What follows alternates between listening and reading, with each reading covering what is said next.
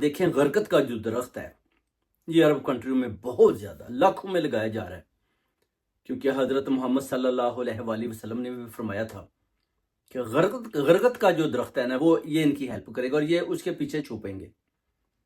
اور جوشو کو بھی پتا ہے کہ ہم نے جناب غرقت کے درخت کا سہارا لینا، اور ابھی آپ دیکھیں کہ لاکھوں کی تعداد میں یہ جو ہے نا اپنا اس کے پیچھے